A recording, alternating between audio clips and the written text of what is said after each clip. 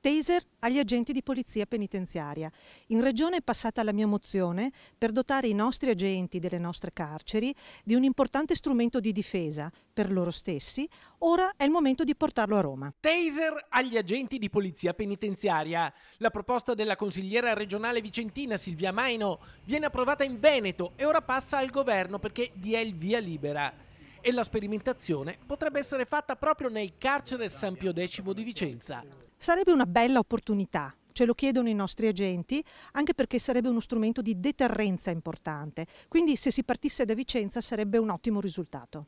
Pensieri e parole della consigliera regionale della Lega, Silvia Maino, che oggi ha incontrato il nuovo direttore del carcere San Pio X.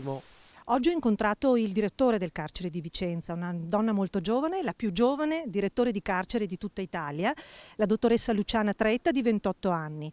Il colloquio è stato un colloquio molto cordiale, ho trovato una persona molto preparata che di sicuro saprà mettere a frutto la sua preparazione anche per la nostra casa circondariale.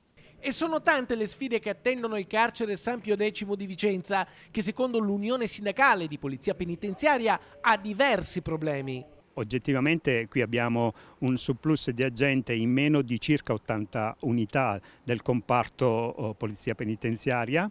Del comparto ministeri abbiamo un aggravio di assenza di almeno 10 unità.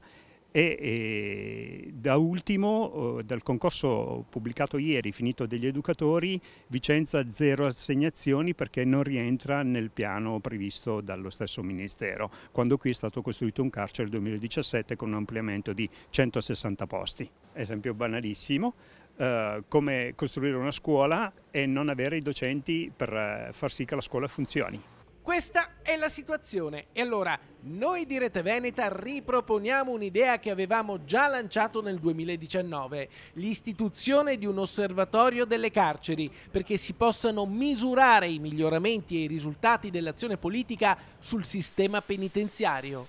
L'osservatorio proposto da Rete Veneta sarebbe una buona opportunità per tutta la filiera per un buon funzionamento delle strutture penitenziarie. La proposta di Rete Veneta sull'osservatorio merita di essere portata avanti, quindi come consigliere regionale mi attiverò immediatamente per trovare anche in seno al Consiglio regionale dei soggetti che intendano lavorare in questo progetto.